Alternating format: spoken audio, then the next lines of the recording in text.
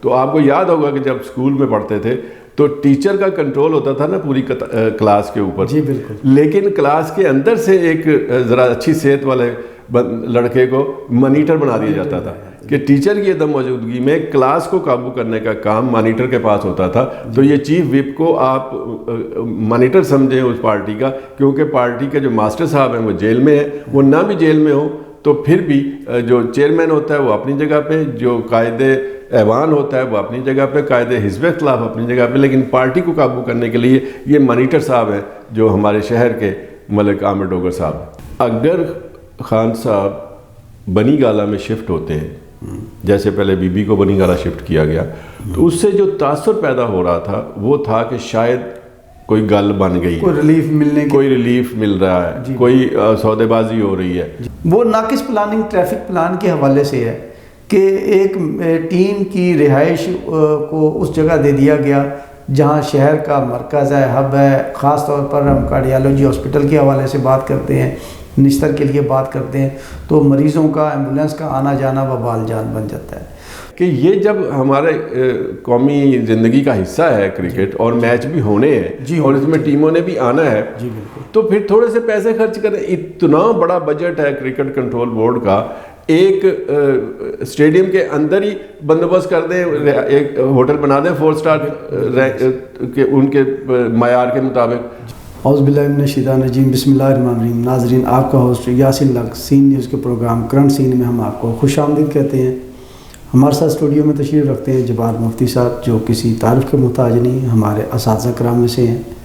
پاکستان کے دفاعی, سیاسی, سماجی, معاشی پہلوؤں پر گہری نظر رکھتے ہیں. ہم بات کریں گے پاکستان میں انتخابات کے بعد لمحہ بلمحہ چینج ہوتی ہوئی صورتحال کے مطابق پی ٹی آئی کی جانب سے جو وفاق میں بڑی میجورٹی لی ہے پارٹی نے. پاکستان تحریک انصاف نے عام انتخابات میں غیر متوقع ایک میجورٹی حاصل کی ہے, سیٹیں میجورٹی میں حاصل کی ہیں, لیکن ان کے فیصلے نے پوری قوم اور پوری سیاسی جو حلقے تھے ان میں ہلچل مچا دی ہے. ہم جانیں گے جبار مفتی صاحب سے کہ یہ پی ٹی آئی کے فیصلے اور باقی جماعتوں کا اتحاد کس کروٹ بیٹھے گا. السلام علیکم سر. جی وعلیکم السلام. کیسے ہیں؟ ٹھیک ہیں آپ؟ الحمدللہ. سر سب سے پہلے تو یہ پی ٹی آئی کے بانی عمران خان صاحب نے مجلس وحدت المسلمین سے وفاق میں حکومت بنانے کے حوالے سے اعلان کیا ہے اور اپنے پارٹی کارکنوں رہنماؤں کو بھی ہدایت کی ہے کہ آپ ان سے بات چیت کریں. دوسری جانب جماعت اسلامی سے کے پی کے میں اتحاد کا اعلان کیا ہے. اب جماعت اسلامی کا وفاق میں کوئی ایک سیٹ بھی نہیں ہے, ان کی کے پی کے میں بھی کوئی سیٹ نہیں ہے. مسجد وحدت المسلمین کی بھی وفاق میں پوزیشن کچھ اس سے ملتی جلتی ہے. تو اس کو کیا دیکھتے ہیں, اس کا سیاسی پس منظر کیا ہوگا؟ اور مخالف جماعتیں ان کے اعلان کے بعد اب نون لیگ اور پیپل پارٹی کی جو راہیں جدا ہو رہی تھیں وہ دوبارہ سے اکٹھے ہو گئے, جو متوقع تھا. کیا دیکھتے ہیں سر؟ بسم اللہ الرحمن الرحیم. بات یہ ہے کہ جو حالیہ انتخابات ہوئے ہیں ملک بھر میں, اس میں سپلٹ مینڈیٹ ملا. جو یہ خیال تھا کہ کسی ایک جماعت کو, کسی ایک پارٹی کو یا کسی ایک اتحاد کو واضح اکثریت ملے گی اور ایک مضبوط حکومت قائم ہوگی, تو یہ جو خواہش یا اندازہ تھا یہ پورا نہیں ہو سکا. جی بالکل. اور اب صورتحال یہ ہے کہ جو بھی حکومت بننی ہے وہ بہرحال اتحادوں کی صورت میں بننی ہے. ایک سے زیادہ جماعتیں آپس میں مل کر حکومت بنائیں گی. تو اس میں جو پی ٹی آئی کا سٹانس تھا, جو عمران خان صاحب کا ہمیشہ انہوں نے بڑا سخت موقف اختیار کیا ہے. اتحاد کے حوالے سے بھی ان کی رائے جو ہے وہ کوئی بہت اچھی نہیں ہے, اور مختلف پارٹیوں کے حوالے سے تو بالکل بھی اچھی نہیں ہے. ان سے جو ان کے سیکرٹری اطلاعات نے جیل کے اندر ملاقات کی ہے, انہوں نے واپس آ کر بتایا ہے کہ خان صاحب اب بھی اس بات پر قائم ہے کہ وہ 2-3 پارٹیاں ایسی ہیں جن کے ساتھ کوئی گفتگو بھی نہیں کی جائے گی. ان میں ایم کیو ایم ہے, اس میں مسلم لیگ نون ہے, اور اس میں پیپلز پارٹی ہے. تو اس طرح انہوں نے بہت ایک حصے کو, خاص حصے کو نکال دیا ہے اپنے ساتھ گفتگو یا مذاکرات یا اتحاد کے لیے. تو اب صورتحال جو آپ نے بتائی ہے کہ اب انہوں نے جو کہا ہے جن سے رابطہ کرنے کے لیے, تو وہ ان میں پارٹیز ہیں, وہ مذہبی ہیں, دینی جماعتیں ہیں. ان میں آپ نے جماعت اسلامی, مجلس وحدت المسلمین, اور اب تحریک لبیک کا نام بھی آ رہا ہے کہ وہ جی بالکل ان پارٹیوں کی اسمبلیوں میں کوئی خاص پوزیشن نہیں ہے، اس میں کوئی شک نہیں، لیکن ان کی سڑکوں کے اوپر میدانوں میں ایک خاص قوت ہے، طاقت ہے۔ لگتا یہ ہے خان صاحب تو اگر اقتدار میں ہوتے ہیں تو پھر خان صاحب کو یہ خطرہ ہوگا کہ یہ جماعتیں وہ ہیں جن کے کارکنان احتجاجی تحریک چلانے کی صلاحیت رکھتے ہیں جوش جذبے کے حوالے سے، اور ان پارٹیوں کے اندر نظم و نسق ہے، تنظیم ہے، وہ آرگنائز کر سکتی ہے۔ تو اس لیے اگر ان کے ساتھ ہم نے اتحاد رکھا پی ٹی آئی نے، تو پھر یہ خطرہ ٹل جائے گا کہ پی ٹی آئی کے خلاف وہ کوئی منظم تحریک چلا سکیں، کوئی بھی نہیں چلا سکے گا۔ پھر دوسری صورت یہ ہے کہ پی ٹی آئی جو ہے وہ حکومت میں نہ آئے، اپوزیشن میں ہو، تو پھر اپوزیشن میں رہ کر جس طرح کی سیاسی تحریکیں چلانے کی ضرورت ہوتی ہے، اس میں یہ تنظیمیں بہت ممد و معاون ثابت ہو سکتی ہیں، اور وہ جو حکومت جس کے خلاف تحریک چلائے گی ان کو مشکل وقت کا سامنا کرنا پڑے گا، اور یہ ایک طاقت کا مظاہرہ ہوگا جو ظاہر ہے اپوزیشن پارٹیوں کے حق میں ہوگا اور حکومت کے خلاف ہوگا۔ تو دونوں صورتوں میں خان صاحب نے یہ سوچا ہوگا، اندازہ ہے کہ وہ اگر ادھر ہوتے ہیں تب بھی یہ جماعتیں ان کے لیے کارآمد ہوں گی، اگر ادھر ہوتے ہیں تو تب بھی یہ جماعتیں ان کے لیے کارآمد ہوں گی۔ اس لیے یہ سیاسی ایک ویژن کی بات ہے، انہوں نے سوچا ہے، اور دیکھیں وہ ابھی تک جیل میں ہے۔ جی بالکل۔ اور جو پہلی ملاقات ہوئی ہے 28 کو، جو 28 نہیں، جو الیکشنز ہوئے ہیں 8 تاریخ کو، اس کے بعد 5 دن گزرنے کے بعد پہلی ملاقات ان کے سیکرٹری اطلاعات کے ساتھ ہوئی ہے۔ تو اس طرح جو کمیونیکیشن کا ایک گیپ ہے وہ پارٹیز کو نقصان پہنچاتا ہے، لیکن انتخابی نتائج نے یہ بتایا ہے کہ یہ جو کمیونیکیشن کا گیپ ہے، جو رابطہ کا فقدان ہے، اس نے کوئی بہت زیادہ ڈیمیج نہیں کیا، نقصان نہیں پہنچایا، بلکہ جو مقبولیت تھی خان صاحب کی وہ کام آئی ہے پارٹی کے۔ جی بہت شکریہ۔ اس کو عوامی حلقوں میں مذہب کارڈ کھیلنے کے حوالے سے بھی اٹیچ کیا جا رہا ہے، تو کیا اس جی یہ بھی ایک پہلو اس کا ہے کہ دیکھیں پی ٹی آئی کا جو اٹھان ہے یا جو پہچان ہے وہ ایک سیکولر جماعت کی ہے، کہ جن کے اوپر کوئی علماء کا یا مولوی حضرات کا کوئی غلبہ نہیں ہے، ایک مغرب سے تعلیم یافتہ قائد ہے جو ان کو لیڈ کر رہا ہے۔ لیکن وقت کے ساتھ ساتھ خان صاحب نے جو اپنا مغربی رنگ ڈھنگ تھا اس کو تبدیل کیا ہے، مشرقی رنگ ڈھنگ میں آئے ہیں، اور دین کے ساتھ، مذہب کے ساتھ اپنے لگاؤ کو، اپنی وابستگی کو اجاگر کیا ہے۔ تو اس حوالے سے بھی یہ ایک آپ اس کو اگر منفی انداز میں لیں تو مذہبی کارڈ کہہ سکتے ہیں، مثبت انداز میں کہیں تو ان کو آپ یہ کہہ سکتے ہیں ایک سیکولر جماعت میں ایک مذہب کا تڑکا یا دینی ٹچ جو ہے وہ ہو جائے گا۔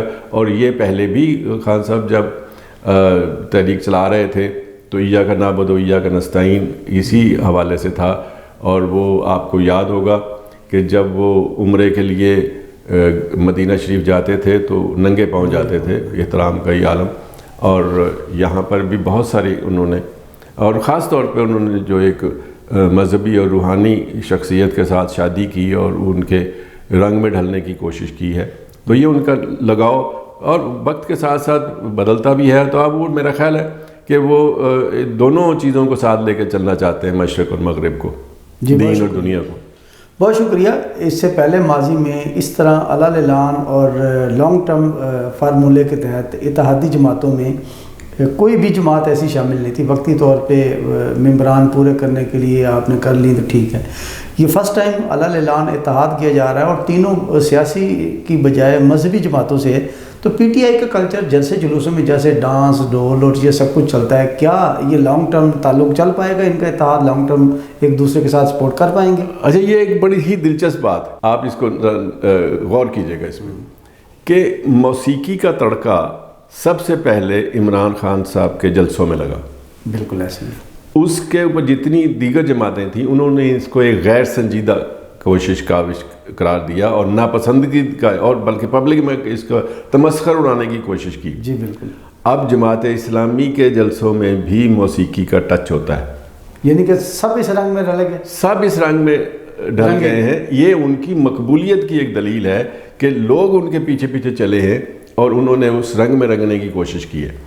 اب جہاں تک آپ نے ابھی سوال کیا ہے لانگ ٹرم پلاننگ کے حوالے سے، تو مقاصد جب سیاسی ہوں تو یہ چیزیں پھر ضمنی اور ذیلی رہ جاتی ہیں، پھر ان کو اگنور بھی کیا جاتا ہے، ان سے آنکھ بھی بند کر لی جاتی ہے، اعتراض ہو بھی دل کے اندر تو کہا نہیں جاتا، مصلحتوں کا شکار ہوتے ہیں لوگ.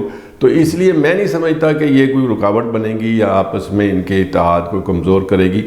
اتحاد اصل میں سیاسی ہے، اتحاد اصل میں دنیاوی مقاصد کے لیے ہے، اور وہ مقاصد حاصل ہوتے رہیں گے. جی بہت شکریہ. پی ٹی آئی کے جلسوں پر ڈھول ڈمکو ڈانس پارٹیوں پر اعتراض کرنے والے خود اس رنگ میں رنگے گئے. دوسری جانب عمران خان کو وہ جو شرٹ پر سائن اور فلاں اور یہ اس قسم کے جو معاملات تھے، وہ ہم نے دیکھا کہ پاکستان کی تمام بڑی جماعتوں کے، تقریباً تمام بڑی جماعتوں کے جو قائدین تھے، انہوں نے اسی طرح عمران خان کے سٹائل کو فالو کیا، وہ کرتے آ رہے ہیں. تو اتنے بڑے لیول پہ آ کے عمران خان کی کاپی کرنا اور پھر اپنا نظریہ ڈیفرنٹ کرنا، یہ الگ چیز ہے. ہم بات کریں گے ملتان سلطان کے نام سے جانے والے عامر ڈوگر صاحب. ملک عامر ڈوگر صاحب کو پی ٹی آئی جماعت کی جانب سے پارٹی چیف ویب کے طور پر نامزد کیا گیا ہے. یہ سر چیف ویب کیا ہوتا ہے؟ سب سے پہلے تو یہ بتائیں. اصل میں یہ چیف ویپ ہوتا ہے، تو ویپ انگریزی کا لفظ ہے جس کو جو کوڑا کہتے ہیں. جیسے ہمارے یہاں کوڑا ایک لفظ ہے، جو چھینٹا ہے، جو ہاتھ میں جو کوچوان پکڑ کے اپنے گھوڑے کو قابو رکھتا ہے یا غلاموں کو قابو رکھنے کے لیے استعمال ہوتا ہے. ہنٹر والا وہ کوڑا یا ہنٹر ہوتا ہے. یہ تو انگریزی کے لفظ کا اس کا لفظی ترجمہ ہے. لیکن یہاں مقصد یہ کہا اس لیے جاتا ہے کہ اس پارٹی کے جو ارکان اسمبلی ہوتے ہیں ان کو قابو رکھنے کی ذمہ داری جس شخصیت پر ڈالی جاتی ہے وہ چیف ویپ کہلاتا ہے. تو ملک عامر ڈوگر صاحب پچھلی اسمبلی میں بھی پی ٹی آئی کے چیف ویپ تھے، اور یہ اس میں مطلب مختلف کام ہوتے ہیں جو مطلب قیادت اور ارکان اسمبلی کے مابین ایک رابطے کرنے والا، وہ بھی یہ شخصیت ہوتی ہے. اور جو ایک پروگرام ہوتا ہے اگلے دن دینا کہ جی اسمبلی میں کیا کرنا ہے، وہ کمیونیکیٹ کرنا اور گائیڈ کرنا اور ان کو لٹریچر متعلقہ فراہم کرنا یا ایجنڈے کی کاپیاں سپلائی کرنا، یہ سب کچھ چیف وپ کی ذمہ داری ہوتی ہے. پھر اس کی ٹیم بھی ہوتی ہے جو مل کے یہ کام کرتے ہیں. ملک عامر ڈوگر صاحب نے پچھلی دفعہ چونکہ کامیابی کے ساتھ یہ ذمہ داری نبھائی تھی، اور ان کے مزاج میں بھی ہے. میں اگر مذاق میں بات لے جانا چاہوں تو آپ کو یاد ہوگا کہ جب اسکول میں پڑھتے تھے تو ٹیچر کا کنٹرول ہوتا تھا نا پوری کلاس کے اوپر. جی بالکل. لیکن کلاس کے اندر سے ایک ذرا اچھی صحت والے لڑکے کو مانیٹر بنا دیا جاتا تھا کہ ٹیچر کی عدم موجودگی میں کلاس کو قابو کرنے کا کام مانیٹر کے پاس ہوتا تھا. تو یہ چیف وپ کو آپ مانیٹر سمجھیں اس پارٹی کا، کیونکہ پارٹی کے جو ماسٹر صاحب ہیں وہ جیل میں ہیں. وہ نہ بھی جیل میں ہوں تو پھر بھی جو چیئرمین ہوتا ہے وہ اپنی جگہ پہ، جو قائد ایوان ہوتا ہے وہ اپنی جگہ پہ، قائد حزب اختلاف اپنی جگہ پہ، لیکن پارٹی کو قابو کرنے کے لیے یہ مانیٹر صاحب ہیں جو ہمارے شہر کے ملک عامر ڈوگر صاحب. جی یہ ہمارے لیے ملتان والوں کے لیے اعزاز کی بات ہے کہ دوسری دفعہ ملک عامر ڈوگر صاحب پر ان کے مخلصانہ اور پارٹی کے ساتھ ان کی ایفیلیشن کو اپریشیٹ کرتے ہوئے چیف ویب کا انہیں ڈیزگنیشن دیا گیا ہے. اس کا مطلب ہے کہ پارٹی قیادت اور ممبران قومی اسمبلی کے درمیان مڈل مین کا کردار ادا کرنے والا، پارٹی کی انسٹرکشن ممبران تک پہنچانے والا، ان پر عمل درآمد کروا کر واپسی رپورٹ دینے والا چیف ویب کے طور پر کردار ادا کرے گا. ہمارے لیے اعزاز کی بات ہے. ہم چلتے ہیں وفاق میں. پی ٹی آئی نے جو علی محمد خان صاحب ہیں ان کو وزیر اعظم کے نامزد کے طور پر سامنے آ رہا ہے. ان کو کیا ہے کے پی کے میں علی امین گنڈاپور صاحب کو، جبکہ سی ایم پنجاب کے حوالے سے ابھی چیزیں سامنے نہیں آ رہی ہیں. تو لانگ ٹرم دیکھتے ہیں کیا ہوگا. کیا دیکھتے ہیں یہ دونوں نام پر ان کے اتحادی یا دیگر لوگ پارٹی کے ہیں وہ اعتماد کر کے یس کریں گے؟ اس وقت سر دست تو یہ صورتحال ہے کہ خود پارٹی کے اندر مختلف آراء سامنے آ رہی ہیں، اور اس پر، اور یہ کوئی نئی بات نہیں ہے. شروع میں ہر نومینیشن کے خلاف آوازیں اٹھتی ہیں، اس لیے کہ ایک سے زیادہ امیدوار ہوتے ہیں جو چاہ رہے ہوتے ہیں کہ ہمیں یہ منصب دیا جائے. جن کو منصب نہیں ملتا وہ کچھ دن، لیکن انہیں ڈسپلن کے اندر آنا پڑتا ہے. اگر ڈسپلن کے اندر نہیں رہیں گے تو بالکل وہ فارغ ہو جائیں گے سیاست سے بھی. اس لیے دھیرے دھیرے وہ سارے آ جاتے ہیں. یہ کوئی انوکھی بات نہیں ہے. پارٹی کے اندر سے آواز اٹھتی ہیں وہ جلدی پہلے دب جاتی ہیں، جو باقی پارٹیوں کی طرف سے یا باہر سے آوازیں اٹھتی ہیں وہ اٹھتی رہتی ہیں، وہ میٹر بھی نہیں کرتی۔ بات تو یہ ہے کہ گنتی کس کی پوری ہوتی ہے، جس کی گنتی پوری ہوگی وہ آگے نکل جائے گا، منصب پہ پہنچ جائے گا۔ اور قیادت یہ دیکھ کے اندازے لگا کے کسی کا نام لیتی ہے کہ ان کو پتہ ہوتا ہے کہ یہ قیادت کی آشیرواد سے اور ارکان اسمبلی کے تعاون سے یہ منصب حاصل ہو جائے گا۔ جی بالکل، عوامی حلقوں میں اس کو پٹھان ٹرینڈ جو ہے وہ پنجاب اور وفاق اور کے پی کے میں متعارف کروانے یا اس کو امپلیمنٹ کروانے کی طرف بھی باتیں ہو رہی ہیں۔ تو جیسے کے پی کے میں بھی پٹھان، علی امین گڈھا پور صاحب ایک پٹھان فیملی سے، اسی طرح علی محمد خان صاحب جو ہے وہ بھی پٹھان فیملی سے، وفاق میں بھی۔ تو اس کو کیا دیکھتے ہیں کہ خاص طور پر پنجابی کلچر اس قسم کی پی ایم شپ کو برداشت کر پائے گا؟ دیکھیں، ہم جو ایک اس وقت مقبول ترین شخصیت جن کا بار بار ہم ذکر کرتے ہیں، جنہوں نے انتخابات میں بھی پابندیوں کے باوجود ثابت کیا کہ اگر کسی شخصیت کو سب سے زیادہ مقبول قرار دیا جائے یا سمجھا جائے تو عمران خان ہے۔ خان عموماً پٹھانوں کے لیے استعمال ہوتا ہے، تو یہ عمران خان بھی ایک پٹھان فیملی سے تعلق رکھتے ہیں جو میاں والی میں آباد ہے۔ یہ لوگ اگرچہ ایسٹ پنجاب سے مائیگریٹ کر کے یہاں آ کر آباد ہوئے، لیکن یہ پنجابی پٹھان آپ ان کو کہہ لیں۔ اس لیے خان صاحب کی جو پوزیشن ہے وہ پنجابی اور پٹھان دونوں کے لیے قابل قبول اور ان کا ایک حصہ ایک طرح سے سمجھا جاتا ہے۔ تو ان کی قیادت میں جو پارٹی آگے چلے گی ظاہر ہے وہ پٹھانوں کا اس میں حصہ ہوگا۔ اور کے پی کے میں تو جب وہاں سے جو بھی شخصیت اٹھ گئی کسی بھی منصب پہ آئے گی، ہمارے ملک میں آپ دیکھ لیں کہ وزیر اعظم ایوب خان صاحب پٹھان تھے، خود عمران خان صاحب اتنا سا وزیر اعظم رہے، تو پٹھان یا پنجابی پٹھان ان کو کہہ لیجئے۔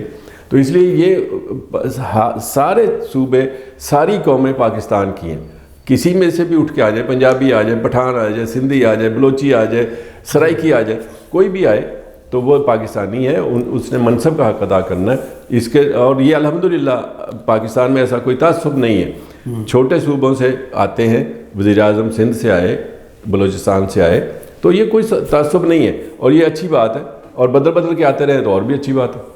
جی بہت شکریہ۔ دوسری طرف بنی گالہ شفٹ ہونے کے حوالے سے خان صاحب کی بیان اور ان کی تردید آ گئی ہے کہ وہ اپنا جو مقدمات فیسنگ ہے وہ جیل میں رہ کر ہی ان کو ٹرائل اور فیصلے، اپیلیں، اخراج جو بھی پروسیجر ہے وہ جیل میں بیٹھ کر فیس کرنا زیادہ پسند کریں گے۔ تو ان چیزوں نے جو ڈیل کی چیزیں آ رہی تھیں اس کو مائنس کر دیا۔ کیا دیکھتے ہیں خان صاحب جیل میں بیٹھ کر اپیلیں اور رہا اور آگے گورنمنٹ بنانا لانگ ٹرم اسی طرح برداشت کر پائیں گے؟ بات اصل میں یہ ہے کہ آپ نے بھی اشارتاً اپنے سوال میں ہی اس کا ذکر کر دیا، اگر خان صاحب بنی گالہ میں شفٹ ہوتے ہیں، جیسے پہلے بی بی کو بنی گالہ شفٹ کیا گیا، تو اس سے جو تاثر پیدا ہو رہا تھا وہ تھا کہ شاید کوئی گل بن گئی، کوئی ریلیف مل رہا ہے، کوئی سودے بازی ہو رہی ہے۔ تو جو ظاہر ہے سیاست کے لیے وہ دیکھ تو فائٹنگ کپتان ہے، وہ اس بات کا اس کی تہمت اپنے اوپر برداشت نہیں کر سکتے، نہ ہی ان کے مزاج کا حصہ ہے۔ چنانچہ انہوں نے اس لیے پہلے تو بی بی نے کہا کہ جی میں واپس مجھے جیل بھیجا جائے، میں نہیں بنی گالہ رہنا چاہتی، تو اب خان صاحب نے انکار کر دیا۔ تو یہ ان کی جو سیاست کا جو رخ ہے اس کا تقاضا یہ ہے کہ وہ انکار کرے اور مشکل میں بیٹھ کے مقابلتاً اگر مشکل بھی ہو تو وہ جیل سے بیٹھ کر ہی اپنے مقدمے لڑیں اور سزا اپنی جو ہے اس سے نجات حاصل کرنے کی کوشش کریں۔ جہاں تک حکومت کی بنانے کی بات ہے تو اس کی بیس تو اکثریت ہے، اکثریت میں اگر ان کے جن لوگوں کے ساتھ وہ کرنے جا رہے ہیں اتحاد، اگر وہ گنتی انہوں نے پوری کر دی تو کوئی مسئلہ نہیں ہے، ہو جائے گا۔ اور گنتی پوری نہ ہوئی تو پھر وہ باہر بھی ہوں تو کچھ نہیں کر سکیں گے۔ اس لیے یہ جمہوریت ہے جس میں بندوں کو گنا کرتے ہیں، تولا نہیں کرتے۔ جی بہت شکریہ۔ عمران خان صاحب نے جیل میں بیٹھ کر اب بھی اپنے کیسز کو فیس کرنے کو ترجیح دی اور عدالتوں پر اپنا بھرپور اعتماد کیا کہ مجھے انصاف ملے گا، مجھے کسی قسم کا کیسز میں ریلیف بھی نہیں چاہیے، انہوں نے بڑا کلیئر سا ریفیوز کر دیا ہے۔ دوسری طرف آتے ہیں مختلف کیسز، کمپلین جو تھیں وہ لاہور ہائی کورٹ میں گئیں، فارم 45 اور فارم 47 کے ان بٹوین جو ڈیفرنس تھا، الیکشن میں ووٹ چوری کے جو الزامات تھے، ہائی کورٹ نے شفٹ کیا ہے ان کو الیکشن کمیشن کی طرف۔ تو یہ تو ایک سادی سی مثال، اس طرح جیسے पंजाब में आम तौर पर पंजाब पुलिस जिस थानेदार के खिलाफ शिकायत होगी उसकी शिकायत के खिलाफ दी जाने वाली दरख्वास्त की इंक्वायरी भी उसी थानेदार को मार्क कर दी जाएगी, ये तो उसी के मुतरादिफ नहीं? क्या इंसाफ मिल पाएगा इलेक्शन कमीशन? नहीं, ये जो हमारे यहाँ अदालती निज़ाम है जिसे आप निज़ाम अदल कह सकते हैं, जी बिल्कुल, इसमें जो फोरम है वो इस बात के मुतकाज़ी हैं और ये बात तयशुदा है कि जब भी आप किसी एपिलेंट फोरम पे जाएंगे तो वो आपसे पहले पूछेंगे जो पहला अवेलेबल फोरम था अपील का वो आपने एग्जॉस्ट किया, वहाँ आपने दरख्वास्त दी, वहाँ आपने अप्लाई किया, और अगर वहाँ से आपको नाकामी हुई फिर आप ऊपर आएंगे। इस सूरत में भी ये है कि इलेक्शन के फ़ैसलों के ख़िलाफ़ पहला फोरम जो है ख़ुद इलेक्शन कमीशन, इलेक्शन ट्रिब्यूनल है। इलेक्शन ट्रिब्यूनल में जाएंगे, उसके बाद हाई कोर्ट या सुप्रीम कोर्ट में जाएंगे, और अगर सुप्रीम कोर्ट में या हाई कोर्ट में आप पहले जाएंगे तो वो यही करेंगे कि वो कहेंगे कि वापस इलेक्शन ट्रिब्यूनल में जाएं, इलेक्शन कमीशन के बने हुए इलेक्शन ट्रिब्यूनल में, वहाँ से फ़ैसला लें। अगर उसके आपकी तसल्ली नहीं है या आपके हक़ में नहीं आया तो फिर अपील हमारे पास आएगी। ये तयशुदा तरीका है, पहले भी ऐसे ही होता है। जी बहुत शुक्रिया। इलेक्शन कमीशन के ही ख़िलाफ़ दी जाने वाली दरख्वास्तें वापसी इलेक्शन कमीशन को ही रेफ़र कर दी गई हैं। ये कानूनी प्रोसीजर है जिसको अडॉप्ट किए बगैर हाई कोर्ट या आला अदलिया तक नहीं ले जाया जा सकता। तो इस अदालती फ़ैसले का खैर मकदम करते हैं। दूसरी जानिब हम चलते हैं PSL पाकिस्तान की तरफ। पाकिस्तान में इंटरनेशनल क्रिकेट की बहाली की तरफ हम उसे खुशाइंद कहते हैं, और ये यकीनन नौजवानों में ताज़ा हवा का झोंके की तरफ है। लेकिन मुल्तान में सर एक बात है कि PSL का ये तीसरे मैचेस हो रहे हैं गुज़श्ता 2 साल के दौरान। इन PSL मैचेस में मुल्तान के जो सिक्योरिटी इदारे हैं या इंतज़ामिया की नाक़िस मनसूबाबंदी की वजह से ये एक तफरीही जो मौका है ये अजाब बन जाता है। वो नाक़िस प्लानिंग ट्रैफिक प्लान के हवाले से है कि एक टीम की रिहाइश को उस जगह दे दिया गया जहाँ शहर का मरकज़ है, हब है। ख़ास तौर पर हम कार्डियोलॉजी हॉस्पिटल के हवाले से बात करते हैं, निस्तर के लिए बात करते हैं, तो मरीज़ों का एम्बुलेंस का आना जाना वबाल जान बन जाता है। तो इसको कुछ इस तरह मैनेज नहीं कर पाया है जैसे कि हमने पिछले 2 मैचेस में भी देखा है कि वहाँ पर अवाम, ताजर, शहरियों का गुजरना माल, पूरा शहर बंद होता है जिस दिन मैच होता है। इसके बारे में क्या कोई हल है इंतज़ामिया के पास प्रॉपर कि शहरी अपने मामूलात ज़िंदगी भी समूथ रख सकें और मैच सिक्योरिटी और टीमों की सिक्योरिटी भी 100% श्योर की जा सके, मैच ऐसा अंदाज से खेल कर टीम में वापस भी जा सके? बदकिस्मती ये है कि मुल्तान जितने भी हमारे टेस्ट सेंटर्स हैं, क्रिकेट के मराकज़ हैं, उनमें सबसे छोटा शहर समझा जाता है, आबादी के लिहाज से, रकबे के लिहाज से, सहूलियात के लिहाज से।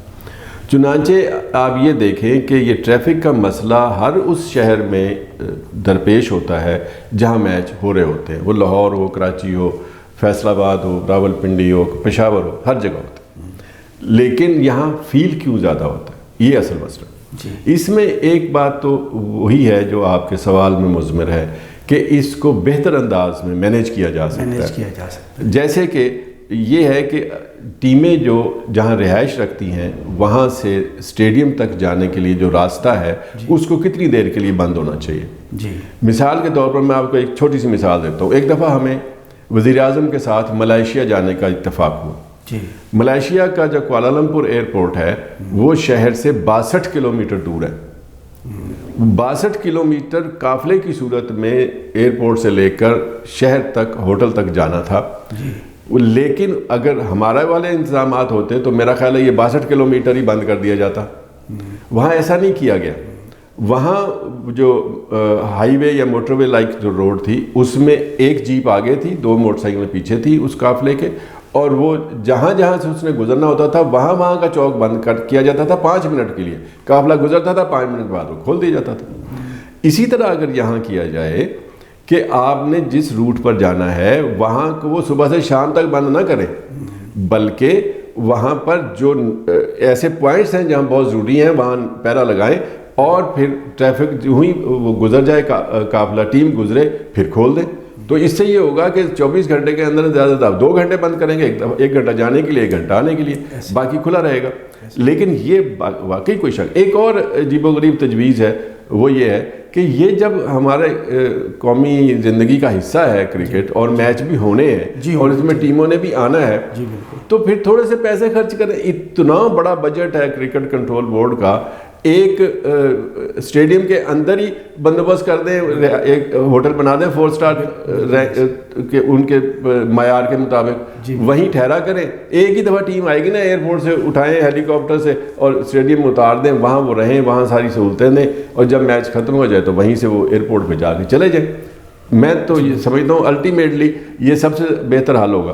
باقی اگر یہ ممکن نہیں ہے, کسی صورت بھی ممکن نہیں ہے, انہوں نے کوئی اسٹڈی کی ہے اس کے مطابق وہ سمجھتے ہیں یہ قابل عمل نہیں ہے, تو پھر یہ حل ہے اس کا کہ آپ ٹیموں کے آگے پیچھے سیکیورٹی رکھیں, جہاں جہاں سے گزرنا ہو ان چوکوں کو, ان شاہراہوں کو جہاں سے جو اس کے ٹچ کر رہی ہوں یا کراس کر رہی ہوں, وہاں 5-10 منٹ کے لیے 15 منٹ کے لیے اس کو بند کریں, ٹیم آگے نکلے کھول دیں, پھر آپ کو مشکلات میں آسانی ہوگی. لیکن بات وہی ہے کہ اس میں تھوڑی سی عقل اور محنت درکار ہے, فہم و فراست درکار ہے, اس کے اوپر غور کریں. اور اس سے بھی بڑھ کر شہریوں کی مشکلات کا احساس بہت ضروری ہے. اگر احساس ہو جائے تو مشکلات حل کرنے کے لیے کوئی فارمولہ بھی سامنے آ جائے گا اور اس پہ کوشش کاوش بھی ہو جائے گی, اور ہمیں بھی یہ اعتراض کرنے کا موقع نہیں ملے گا کہ یہ جو کھیل جو ہوتی ہے تفریح مزاج کی تفریح کے لیے بندے کی, وہ مشکل نہ بن جائے, وہ عذاب نہ بن جائے تفریح. جی بالکل. ہم نے لاسٹ میچز میں شہریوں کو, ایمبولینس میں موجود مریضوں, ان کے لواحقین کی بے بسی پر چوکوں پہ کھڑے ہوئے جو انتظامیہ کے ملازمین ہیں, یقین جانیے ان ملازمین کو ہم نے مسکراتے دیکھا ہے شہریوں کی بے بسی پر, اور عجیب قسم کی ان کے چہروں پر مسکراہٹ ہوتی کہ یہ ہم کچھ نہیں کر سکتے, حکم ہے اوپر سے. اعلیٰ اور اتنے ماہر منجے ہوئے افسران ہیں بیوروکریسی میں, چاہے ڈسٹرکٹ گورنمنٹ میں, چاہے پنجاب پولیس میں یا دیگر ایجنسی میں. وہ آپ ایک بے سادہ سے آدمی ہیں, ناقص سی رائے دی بڑی کہ آپ نے اسٹیڈیم کے قریب رہائش دی جا سکتی ہے, یا جہاں جہاں ٹیم نے گزرنا ہو اس کے راستوں میں چند منٹ کے لیے چوک در چوک بند کرتے جائیں چلتے, تو ان کو اس قسم کا خیال نہیں آتا. اتنے ماہر افسر ہیں, اتنے قابل ہیں, لیکن اتنی سی پلاننگ نہیں کر سکتے. یہ انتہائی قابل افسوس اور قابل تشویش ہے شہریوں کے لیے کہ ایک انتہائی جو ہمارا کرکٹ کا میچ ہے وہ تفریحی ترین ہے, پسندیدہ ترین ہے شہریوں کا, اور شہری چاہتے ہیں, ویلکم کرتے ہیں, خوش آئند کرتے ہیں کہ یار ملتان میں میچ ہونے چاہیے, اور انتظامیہ نے ان کو پرووائڈ بھی کیا تفریح کا مقام. لیکن صرف ناقص منصوبہ بندی انتظامیہ کی ناقص منصوبہ بندی کی وجہ سے وہ میچز وبال جان بن جاتے ہیں. امید کرتے ہیں کہ اس عوام کے سردرد بنانے کی بجائے اس کو تفریح بنائیں گے, اچھا اور بہترین سیکورٹی میئرز کے حساب سے ارینجمنٹ کریں گے تاکہ شہریوں کی آمد و رفت میں بھی مسائل نہ ہو, اور پورا دن کے لیے سڑکوں کو بند کرنے کی بجائے چند منٹوں میں بند کریں, جیسے مفتی صاحب نے بتایا. روٹ چلتا جائے ٹیم کا اور چوک کھولتے جائیں, تو یقیناً اس کے لیے شہریوں کو اور انتظامیہ کے لیے بھی افاقہ ہوگا. اس کے ساتھ ہی آج کے پروگرام کا وقت ختم ہوتا ہے. نیکسٹ پروگرام تک کے لیے ہم آپ سے اجازت چاہیں گے. پاکستان زندہ باد.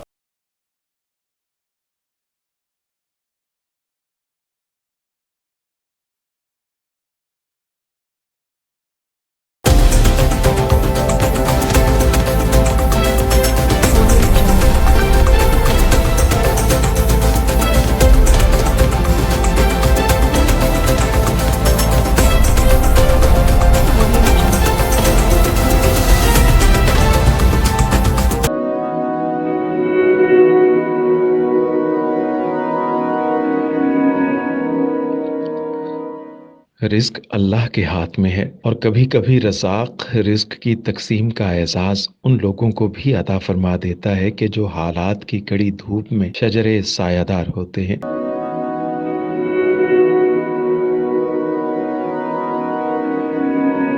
ملتان میں سلطان فاؤنڈیشن کی جانب سے مختلف مقامات پر سینکڑوں افراد کے لیے سلطان دسترخوان سجایا جاتا ہے.